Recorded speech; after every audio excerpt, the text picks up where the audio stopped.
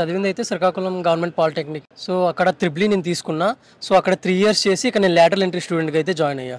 Lateral entry అంటే like మేము first year నుంచి చదవకుండా డైరెక్ట్గా సెకండ్ ఇయర్లో ఎంటర్ అవుతాం. సో దాన్ని లేటరల్ ఎంట్రీ అని. అచ్చా, అంటే ఒక పాలిటెక్నిక్ కాలేజ్లో మీరు ఫస్ట్ ఇయర్ చేశారు, అక్కడ నుంచి 3 ఇయర్స్ చేశాను. 3 ఇయర్స్ చేశారు, అక్కడ నుంచి ఇటు వచ్చారు. Okay okay. సో మీ జర్నీ ఎలా ఉంది ఇక్కడ? మీకు కూడా ఇప్పుడు ఏం చదువుతున్నారు? లైక్ నేను ఇప్పుడు వచ్చేసరికి ప్రెసెంట్ ఫైనల్ ఇయర్ త్రిబుల్ చదువుతున్నా.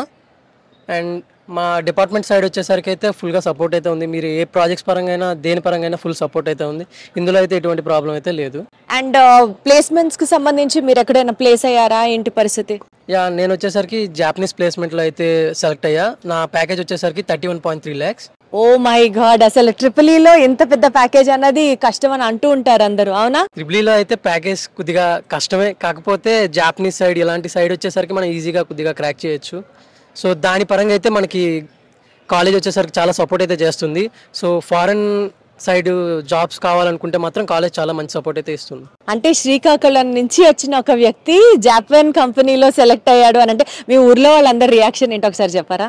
Like they are very happy. Actually మా సైడ్ నుంచి అయితే ఫస్ట్ ఇంత ప్యాకేజ్ రావడం అయితే నాదే. సో మొత్తం చాలా హ్యాపీ అయితే ఉన్నారు.